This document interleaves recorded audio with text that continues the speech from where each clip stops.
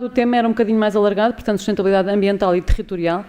A minha apresentação é sobretudo sobre a parte da sustentabilidade ambiental, embora vá dizer uma coisinha muito curta no final sobre sustentabilidade territorial, mas como eu sou economista do ambiente, naturalmente foquei-me na parte ambiental, que é a parte que eu conheço melhor. Portanto, nós hoje em dia, em relação à altura em que o conceito da sustentabilidade foi introduzido, nós conseguimos perceber que a sustentabilidade, se for levada a sério, é um conceito que realmente tem muitas facetas e que é bastante complexo. Agora, há uma coisa que é comum a qualquer definição de sustentabilidade. Se nós estamos, quer seja sustentabilidade ambiental, económica, social, o que for, quando falamos em sustentabilidade, isso significa que estamos preocupados com o futuro. Portanto, essa é a questão que eu acho que é comum a todas as definições de sustentabilidade. Por exemplo, aqui no livro mais recente do Jeffrey Sachs, ele define de uma perspectiva normativa, e isto é muito importante, porque nós podemos analisar as coisas como elas são, mas o que é mais interessante e mais relevante para a sociedade é como é que elas devem ser. E, portanto, uma perspectiva normativa do que é que nós queremos que aconteça, que tipo de políticas é que queremos, que tipo de sociedade é que temos. Numa perspectiva normativa, uma sociedade é boa se for economicamente próspera, mas também socialmente inclusiva, ambientalmente sustentável e bem governada. Portanto, estes 3/4 pilares, porque a governança também é um pilar importante, são hoje em dia reconhecidos genericamente como sendo os principais elementos da sustentabilidade que queremos, portanto, que é um objetivo da sociedade, que é uma coisa que nós desejamos atingir. Do ponto de vista da sustentabilidade ambiental, qual é a relação com a fiscalidade? Portanto, porque é que aparece aqui, neste fórum de política dedicado à parte fiscal, porque é que aparece uma sessão sobre sustentabilidade ambiental? O argumento é um argumento antigo, portanto já tem 100 anos, mais ou menos, e é o argumento que muitos de vocês já conhecerão, mas que eu vou aqui brevemente voltar a apresentar, que é o argumento de Pigou. Pigou foi um economista que no início do século XX fez algum trabalho sobre aquilo que ele chamou os custos externos das atividades económicas, e a ideia é uma ideia muito simples, naturalmente, é que há muitas atividades económicas, enfim, quase todas talvez, mas pelo menos em muitas, há uma transação natural que ocorre entre vendedores e compradores, e isso está tudo muito bem, é assim que funciona o sistema de mercado, transações voluntárias, mas em muitas situações essas transações dão origem a impactos não previstos e não desejados sobre terceiros. Esses impactos podem ser positivos ou negativos, portanto podemos falar de externalidades positivas ou externalidades negativas. No caso ambiental, quase sempre estamos a falar de externalidades negativas, ou seja, isto se traduz-se em custos externos. E eu tenho aqui algumas fotografias, isto não se vê muito bem, mas eu até tinha pedido para apagarem aqui a luz, mas disseram-me se eu apagar a luz, se apagarem a luz, depois não conseguimos filmar as pessoas, portanto, não sei se conseguem ver, não interessa. Isto é uma coisa assim escura e feia, de umas chaminés a lançar porcaria para o ar. Portanto, damos assim aquela ideia que temos ali um custo externo. Não sei de que é aquela fábrica, não sei que tipo de central é que se trata, mas a ideia é que estamos a lançar um subproduto da nossa atividade, que é aquele fumo que ali está, também não sabemos se é vapor de água, que até podia ser, mas hoje em dia com o aquecimento, com as alterações climáticas, mesmo queimar para sair só vapor de água é mau na mesma. Portanto, temos aqui poluição do ar. Temos aqui efluentes para a água, portanto, naturalmente, eu tomo as minhas decisões uma empresa toma as suas decisões de como é que usa a água no seu processo produtivo, vende os seus produtos, o consumidor está a pagar o custo do produto, está a pagar o custo dos trabalhadores, está a pagar o custo das fábricas, da energia, tudo isso é pago, tudo isso é incorporado no custo do produto. Isto não é incorporado no custo do produto, portanto estou a deitar poluição, imaginem no Rio Tejo, tem acontecido infelizmente com alguma frequência, estou a matar a fauna, estou a estragar o ecossistema e isso não é considerado e o consumidor do produto não está a pagar isso. Portanto é importante percebemos que é um custo que não passa naquela transação, não é visto, não é considerado, não é incorporado. E finalmente temos aqui uma lixeira, portanto resíduos que todos nós produzimos, nós deitamos para o caixote de lixo e aquilo desaparece, mas na verdade não desaparece e portanto alguém vai arcar com os custos dessa nossa decisão. E o argumento do Pigou é um argumento muito simples, existem estes custos externos, existem estas externalidades. Portanto, as pessoas vão tomar as decisões erradas porque não estão a pagar estes custos externos, estão a pagar os outros custos que têm que pagar, mas não estão a pagar estes, deviam pagá-los. Então, vamos colocar preços corretos em cima das atividades, ou seja, preços que reflitam os danos que as atividades causam. Isto significa que vamos internalizar as externalidades, ou seja, fazer com que quem toma a decisão leve em consideração aquilo que está a causar e, com isso, atingimos um objetivo que é o objetivo da eficiência económica na tomada de decisões. Portanto, este é o argumento mais simples do PIGU. Vamos criar para isso, então, impostos. Como estes custos externos não têm um mercado próprio, não têm um mercado natural, vamos criar impostos que simulam, digamos, um mercado, mas que tentam apanhar o valor correto de cada um daqueles danos. Naturalmente, isto é muito complicado, porque é difícil de avaliar exatamente, quantificar monetariamente qual é o custo associado a cada um dos vários tipos de poluição que temos, e temos muitos. E, portanto, também há um segundo argumento a favor da fiscalidade ambiental, que é dizer, bom, mesmo que eu não consiga exatamente repercutir os impostos piguvianos, porque não tenho informação suficiente, não tenho bem a certeza qual é o valor monetário que estaria correto para internalizar a externalidade, eu posso usar impostos ambientais na mesma para atingir determinados objetivos ambientais que, imaginem, os cientistas nos dizem, se nos dizem que a temperatura que queremos atingir no globo o máximo de aumento de temperatura é de 2 graus, então vamos ver quais são os preços que temos que colocar às atividades emissoras de gases com efeito de estufa para conseguirmos atingir o objetivo dos 2 graus. Portanto, a lógica é um bocadinho invertida, mas os impostos funcionam na mesma, no sentido de alterarem comportamentos, acima de tudo, porque a ideia de um imposto é dizer, eu vou colocar este imposto para dizer às pessoas, atenção, que esta atividade que você está a fazer tem problemas, leva a consequências, portanto, veja lá se faz melhor. E as pessoas alteram os comportamentos, e há exemplos, vamos falar nisso talvez daqui a pouco. Esta estratégia dos impostos ambientais é compatível com o princípio do poluidor-pagador, o que é muito importante, porque as pessoas reagem mal. O PIGU dizia, pode ser um imposto, pode ser um subsídio, eu posso obrigar as pessoas a pagar pelos custos ou posso-lhes dar dinheiro para elas não emitirem, mas subsidiar alguém para não poluir é, do ponto de vista ético, um bocadinho duvidoso, e nós temos bem estabelecido na legislação internacional o princípio do poluidor-pagador, portanto, os impostos ambientais são compatíveis com o princípio do poluidor-pagador. E, finalmente, pode angariar receita fiscal, o que hoje em dia é evidentemente um aspecto não negligenciável. Hoje em dia e sempre, mas enfim, é sempre um aspecto não negligenciável. Para vos dar um bocadinho uma ideia do que é que tem sido a evolução dos impostos ambientais em Portugal e na Europa, tenho aqui primeiro o caso português. Se repararem, eu pus aqui 3 categorias, há mais, mas eu juntei porque estas categorias são tão pequeninas que se não tiverem todas juntas nem se vê. Mesmo assim quase não se vê, estão a ver ali um risquinho encarnado, não sei se conseguem ver, mas é uma coisinha, é a poluição de resíduos, quase não se vê. Ali não se vê mesmo, e aqui vê-se, mas é quase nada, mas pronto.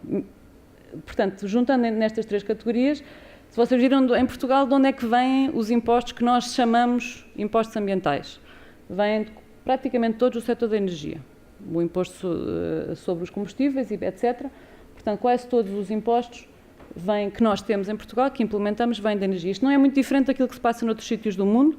A segunda categoria onde vamos buscar impostos ambientais é o transporte, e depois as outras categorias que poderiam potencialmente ter uma receita, dar origem a uma receita não negligenciável. É muito raro usar-se os impostos ambientais em Portugal e mesmo na Europa para a poluição e para os resíduos. Portanto, não é impossível, mas é muito difícil, é raro, não é comum.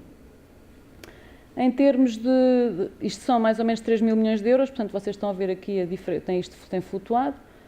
Com a crise caiu por causa dos transportes, sobretudo também aqui, mas enfim, vê-se a evolução. Depois aqui, isto é em termos da Europa, digamos a imagem.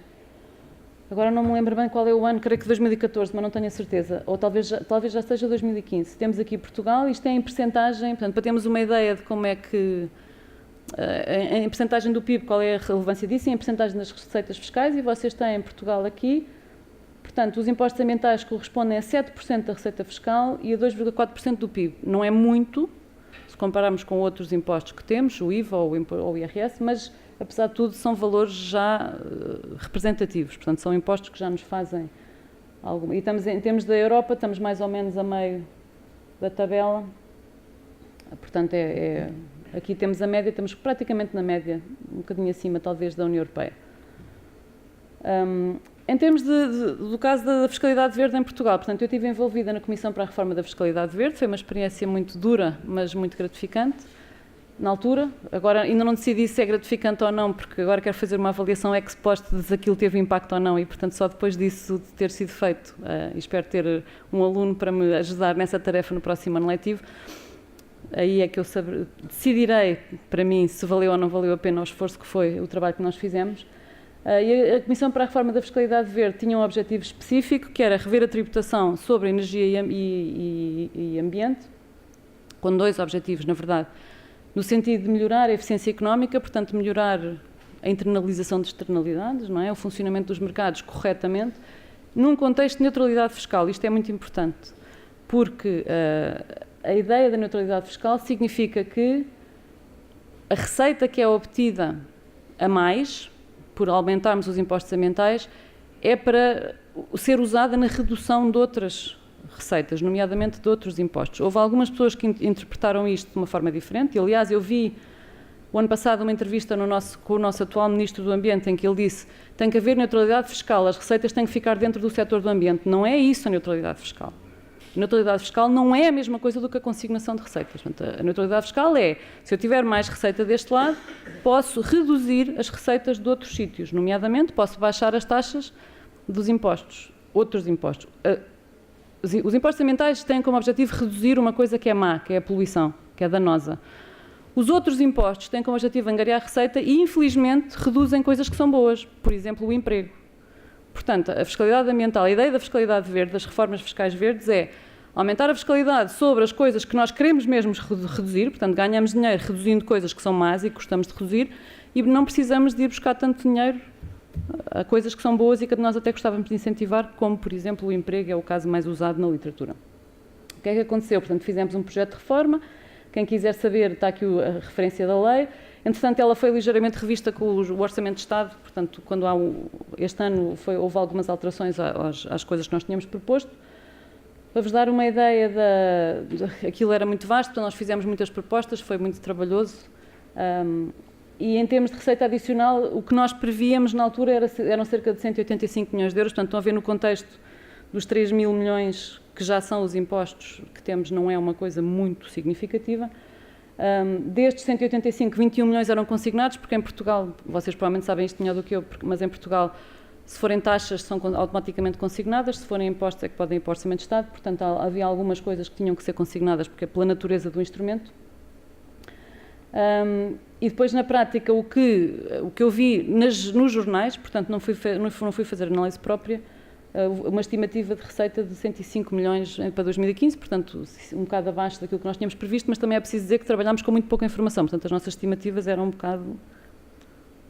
Então, o que é que vocês acham hoje que vamos pôr aqui nesta Excel? Com a informação que tínhamos, fazíamos assim mais ou menos umas ideias, o que é que achamos que isto vai acontecer e ainda por cima, bom, pouco importa. Como digo, espero fazer um trabalho mais rigoroso de avaliação da fiscalidade verde durante o próximo ano letivo. Resumindo, para darmos início ao debate que interessa, existem razões teóricas que são sólidas para aumentarmos os impostos ambientais. Os impostos ambientais são os melhores de todos os impostos e é preciso que as pessoas percebam isto. Portanto, é preciso cobrar impostos porque é preciso haver bens públicos e é preciso esses bens públicos serem financiados. E os impostos ambientais são os melhores. Do ponto de vista da forma como eles funcionam e dos impactos que eles têm, é sobre estes que quase tudo aquilo que nós fazemos, em termos fiscais, é aqui que devíamos aumentar, é aqui que devia recair. E isto, sobretudo, num contexto de neutralidade, por razões diversas, porque a neutralidade fiscal permite nós aliviarmos outros impostos que não são desejáveis e que não queremos continuar a ter. Vários países europeus já têm avançado, nós fizemos uma experiência que mostra que isto é possível, também em Portugal, e tentámos seguir as orientações teóricas que temos, portanto, para não fazer impostos só porque é preciso receita, só porque sim. Havia uma pessoa da autoridade tributária que dizia, bem, nós estamos aqui para ver se conseguimos, e nós dissemos logo desde o princípio, não, isto aqui nós não estamos aqui para saber quanta receita é que vamos conseguir. Havemos de conseguir receita, mas o objetivo aqui é procurar quais são os sítios onde nós devíamos ter mais impostos, porque há problemas ambientais, onde o nosso ponto de partida foi o relatório de Estado do Ambiente. Pois é, onde é que estão os problemas ambientais em Portugal? Então é sobre estas coisas que nós temos que cobrar impostos. E depois, a seguir a isso, é que fomos ver qual era a receita que se estimava. Portanto, não pode ser um objetivo de preciso de receita X. Portanto, a ideia é ter uma lógica, os impostos ambientais têm que ter lógica, têm que ser cobrados de uma forma que seja lógica. Envolver os interessados foi um esforço grande, fizemos uma quantidade enorme de reuniões com muitos parceiros e muita gente, e depois fazer uma avaliação ex ante das políticas com os defeitos que isso tem. Naturalmente a informação não é perfeita, havia pouca informação, os modelos deram alguns resultados, mas eu acho que foi uma experiência que apesar de tudo mostra que isto é possível.